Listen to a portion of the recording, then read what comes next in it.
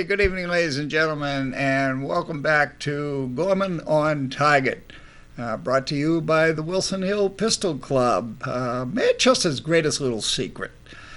The Wilson Hill Pistol Club is located on the shores of Massabesic, and it is brought to you with the idea of safety, education, and training with firearms. We want people to be educated. We want them to be safe. We want them to feel comfortable and know what they're doing and doing it properly. And we do a lot of training and education in that direction. And so look us up. It's a great club to belong to. Tonight I have an interesting guest who was on our show last night, and she's here this evening. Judy Waldron. Judy Wadley. Yes. Wadley. There we go.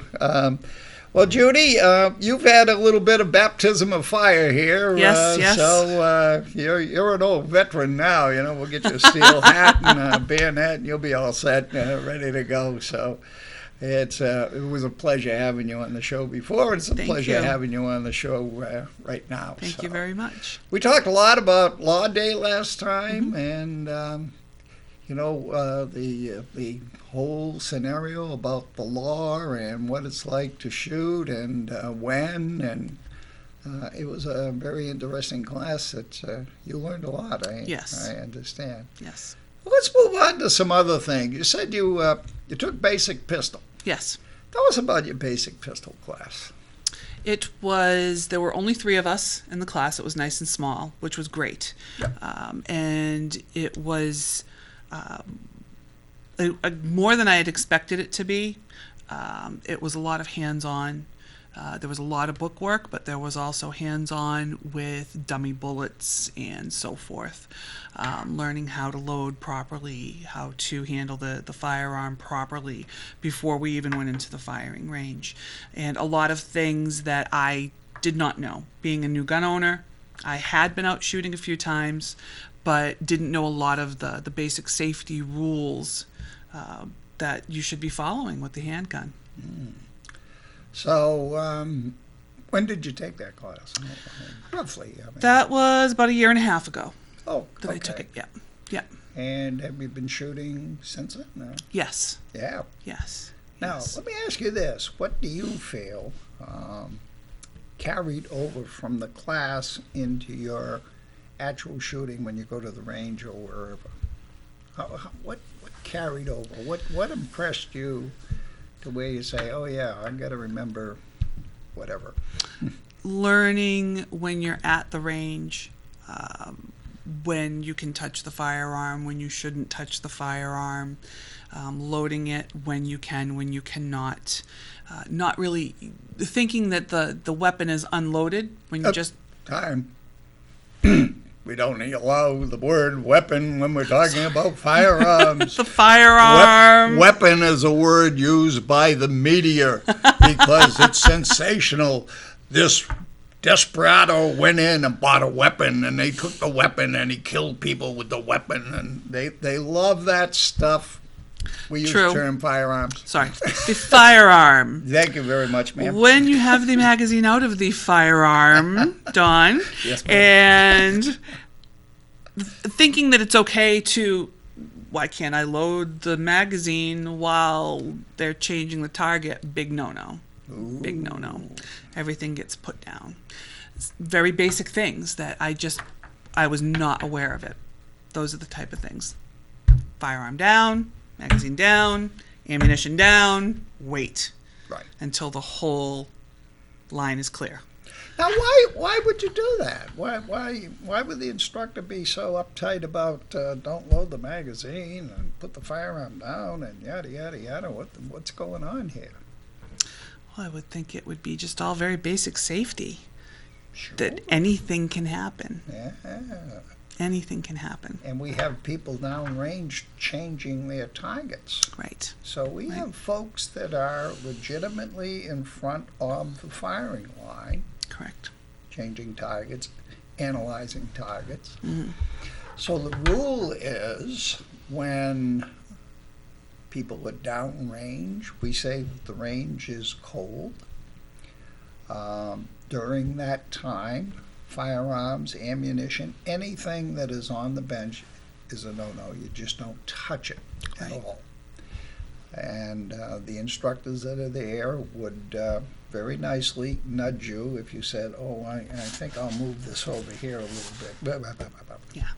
So that way there, we know that there's complete safety, that the people are not fiddling with something back up at the firing line. Mm-hmm. So that's what that one's all about, and that's a good one. You remembered that one.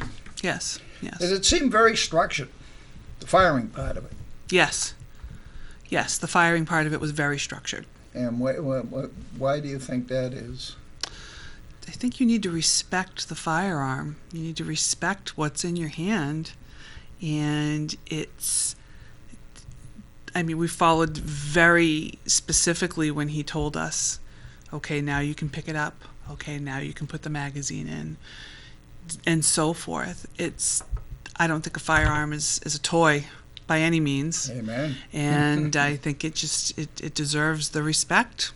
Yeah. From the instructor's point of view, what we're trying to do in a situation like that, we have a big clock going off here in the back that says these are brand new people with real guns and real ammunitions, and they don't know. The reason they're taking the class is because they don't know. Exactly.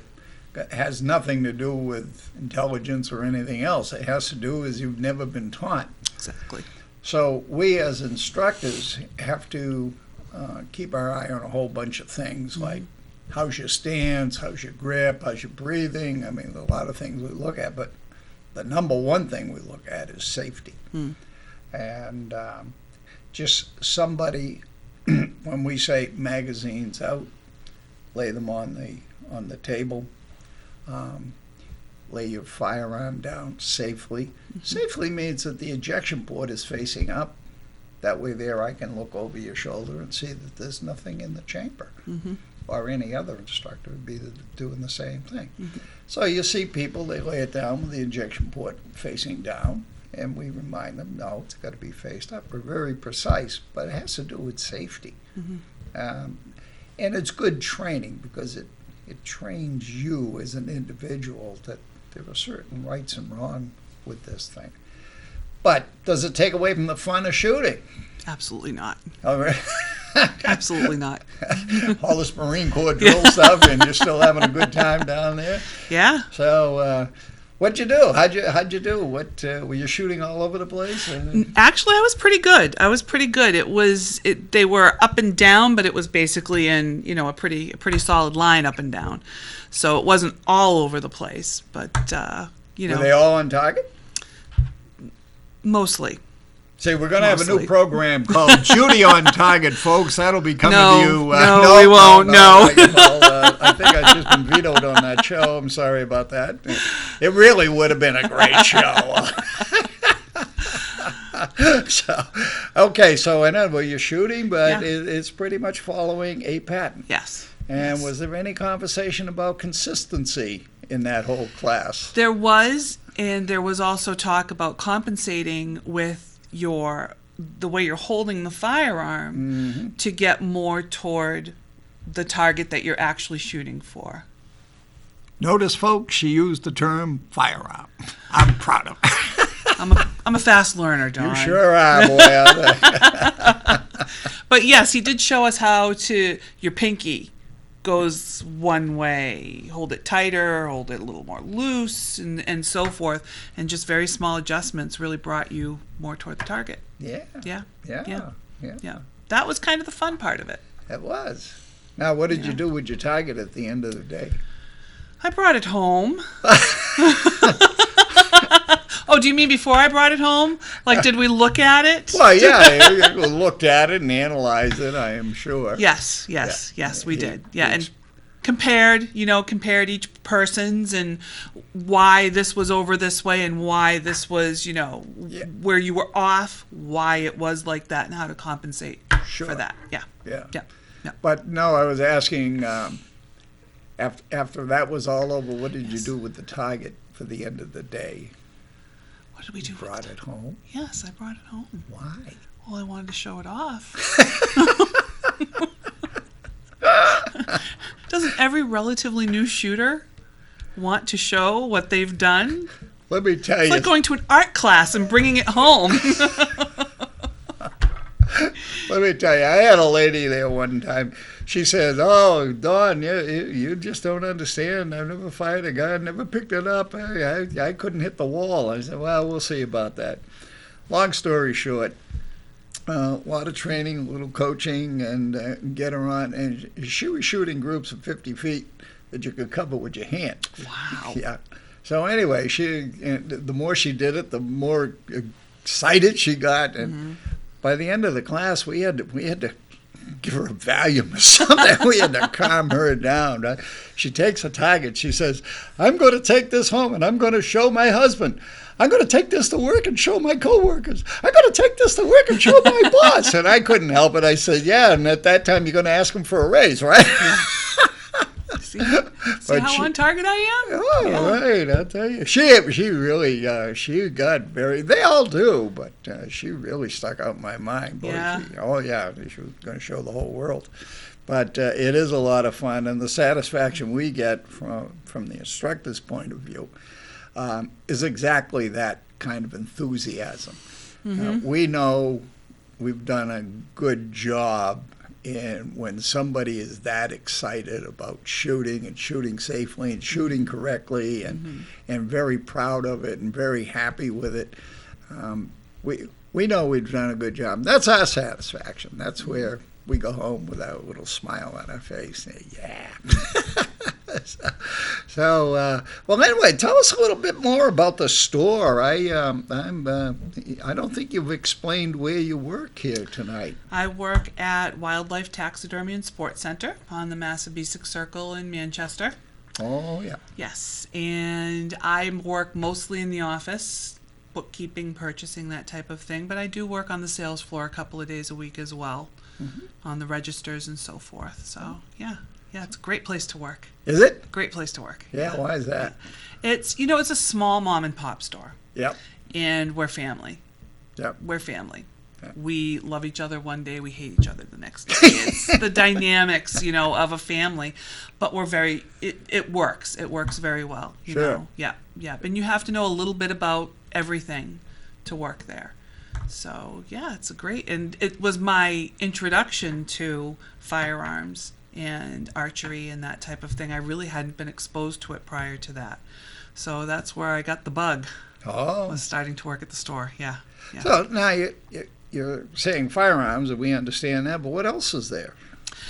We are a hunting, fishing, full line store. So we've got a full fishing department. We do freshwater, saltwater. We have all the gear. We also have the firearms department, which includes hunting. So we've got calls and we've got holsters. We've got every accessory that you would need. We also have an archery department, full line archery department with bow techs. We have our technicians on staff there. Really? We carry a small amount of hunting clothing as well. And we also have a taxidermist that we take in taxidermy work. Oh. Yes. So that's where the stuffed moose came from. Yes. Yeah. Yes. Folks, I'll tell you, when I say stuffed moose, I'm not kidding. If you go upstairs into the taxidermy where they have everything on display up there, there is a stuffed moose. Yes, there is. As moose go, it's a small one. It's only about 500 pounds, but it's standing there. And when you walk into the room, your first reaction, there's a moose there. So when you say taxidermy, I guess you cover everything from fish to moose and Yes. everything in between. Yes, he does everything. Well, that's really great. Yeah. So you have fishing, you have firearms, you have hunting, you have archery, you have saltwater fishing, freshwater fishing, and if I remember right, the last time I was over there was some kind of a turkey registration, something or other going on. Oh, we also register. We do register during hunting season. We register turkeys, and we also register deer during deer hunting season. Really? Yes, so we are a registration station also. Uh-huh. Yes. Yep. So how How did you end up working at a place like that? I started there part-time. It was a second job. Okay. I was full-time at another place and needed to supplement some income. There was an opportunity to get in there working in the office part-time, and I took the opportunity. And from there, it just grew into a full-time position. So I left my other job, and now this is my sole place of employment. And I love it. It was a good move, really good move for me. Yeah. Yeah. You know, there's nothing nicer than to have somebody who says, I really enjoy going to work. Yeah. I really look forward to the next day. It might be stressful and so on, but I really like the place. I like the people I work with. I look forward to going to work. It's a lot of fun. And I can tell by the smile on your face right now that that's kind of what I kind It is. It's nice to wake up in the morning and enjoy going to work. You know, to know what I'm going into and to know that it's going to be usually a good day. It's not perfect, but it's by far the best place I've been employed by. Sure. Yeah. So there's a note for all you folks at home. If you're dissatisfied with your job, maybe you should take up hunting and shooting and firearm, maybe a little fishing on the side, and get a job somewhere where you will live happily ever after. I highly recommend it. Highly recommend it. What? Tell me something about the customers. Imagine most of them are guys. Most of them are, but Yeah. we do have women hunters, and we have a lot of youth hunters as well, which is a wonderful thing to see. Youth hunters and fishermen. It's wonderful to see the family dynamic. The store has been there long enough. It's been there since the 70s that we have multiple generations who have shopped there. Okay. So grandpa still comes in, dad comes in, and the kids come in, or mom, or whomever. And to see them come in with their kids and passing on that passion of hunting or fishing to their children, it's wonderful. It's wonderful. It's nice to have the customers that continually come in. Yeah. You know, you get to know them well. They get to know you well. It's comfortable. Yeah. Yeah. Yeah. You know, and that's a very interesting point, because this is another thing you don't see on TV, that these events really are family events that, Yes. dad's passing it on to the children. Dad becomes granddad, and now the passing it on to the grandchildren. You can say multi-generations of. Yes. It's a family thing.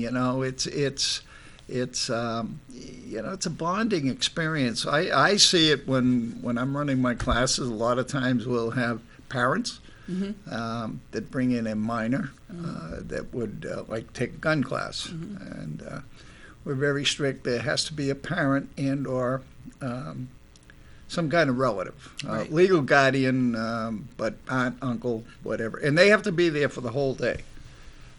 But it's really nice, because most of the time you'll see father and son. You kind of expect that, but you also see father and daughter, and you'll see mom and son. You'll see mom and daughter, and it's real. I get, as an instructor, I sit back and I get the biggest kick out of it. I just see this family dynamic, just growing, and Yes. it's really you see the same thing. Yes. Yes.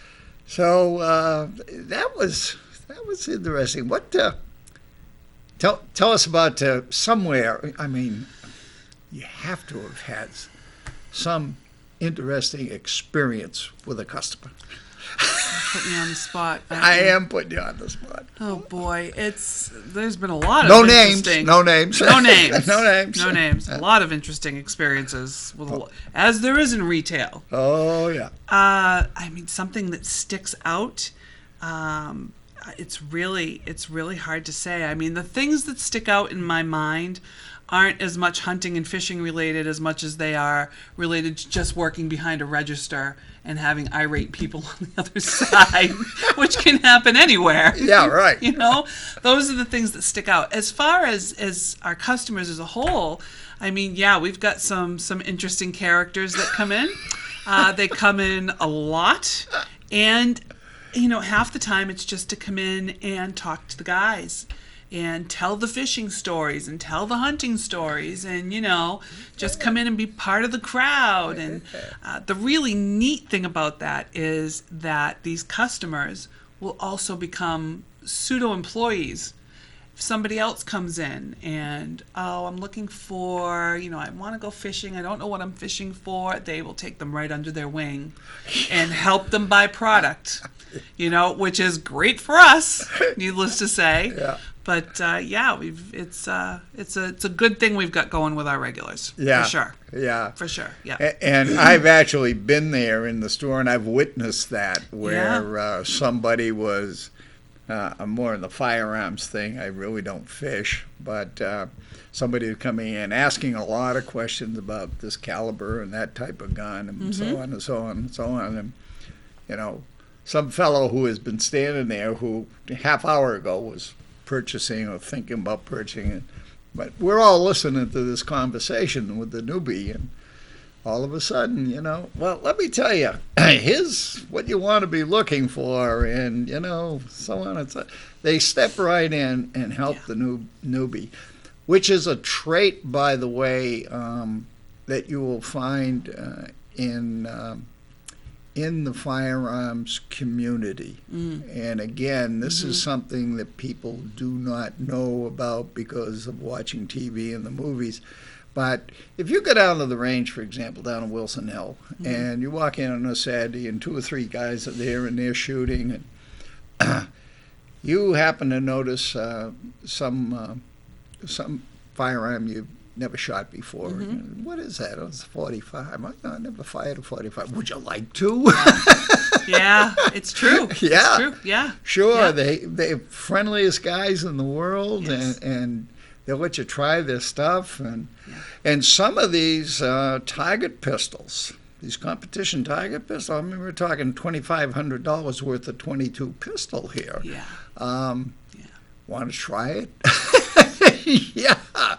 I mean, they're a great bunch of people that really are very helpful. It's a community. It is a community. It is a community. It is a community. And, my personal, being from Massachusetts originally, don't hate me. Don't hate me. You're a guest. Thank you. But one thing that, again, the stigma of gun owners and gun nuts. And what I've realized working at the store and seeing, we do have customers that come in and a certain firearm comes in and they purchase it. And it's not a nutty thing. It's a true appreciation for what they're purchasing. Oh, yeah. There are some people that collect that hardly ever shoot what they have. True. But just because they're buying them, it doesn't make them crazy people. Right. A lot of crazy people don't own firearms. Amen. That's a very good point. Yes. Very, very good point. Yeah. Yeah, they, again, it's part of that community, I know quite a few collectors, and it's very interesting, the historical aspect. I get one fellow that comes to mind right off the bat, is a collector specifically of World War I firearms, rifles, pistols. I don't think he has any machine guns, but German, British, French, he wants them all. Yep. And he has quite a collection of World War I firearms. This is Germany, this is Britain, this is France, and he will specifically look for a specific type of firearm. This particular pistol was used by the old World War tanks that moved along like at 3 miles an hour. This was a pistol that was issued to them, and as soon as he finds that in the history books, needless to say, he goes looking for it. He's got to have it. Right. So he and history. God, he's a walking encyclopedia. You sit down, you say good evening, and he starts talking, and you just take notes. Yeah. One of those guys. Yeah. So you have quite a range of different types of folks that come into the yes, we do. The Yes, store, we do. but this overall camaraderie and community seems to be a prevailing element within the store. It is. People that you meet. It is. It absolutely is. Yeah. We certainly get it on the firearms side of the thing, but I do know that you have fishing and archery, and we do the whole part up there. And like I say, I'm really not a fisherman. Just doesn't do anything for me. But I had a friend one time. He says, "Yeah, I was going to go fishing, but I hate to fish." He says, "But I need the relaxation." So he said, "I'm out in my canoe, my radio, and my 6-pack of beer, and I'm sound asleep, and I got the fishing pole. The game warden came by. He says, 'What are you catching?' He says, 'Nothing.' He says, 'What's with the fishing line?' He reeled it up. It's just a lead weight. I'm out here for peace and quiet." That's the relaxing part of it. Exactly. Yeah. Exactly. Yeah. So that was kind of a chuckle between them, and so he was there to relax. Yeah. Listen to the ball game, have a beer. Yep. Let the sinker get wet. He Yep. wanted to sleep. It was fine. Yep. So, Exactly. yeah. Exactly. And then you get other guys that imagine get real serious with tuna fishing. Oh, man. Yeah. They have to catch something every time they go out. That's too much pressure for me. Well, Judy, let me tell you, we're getting kind of near the end of the show again, and as usual, it was a real blast having you on board. You. Know, Thank you. It was really fun, and enjoyed your stories and your comments, and we won't give out the name of the fellow that you were talking about. No names. No names. But anyway, it was really nice having you. And where again is this taxidermy place for people who don't know? The address How do I get there? It's 2188 Candia Road. It's right on the Massabesic Circle, so on the Auburn side of Manchester. Easiest way to get there, 101 East.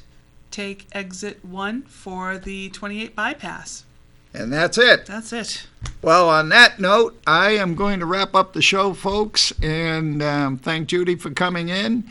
And I just want to tell you, this is Gorman on Target, brought to you by the Wilson Hill Pistol Club of Manchester, Manchester's greatest little secret. And thank you very much for tuning in. Remember, safety, education, and training. Good night.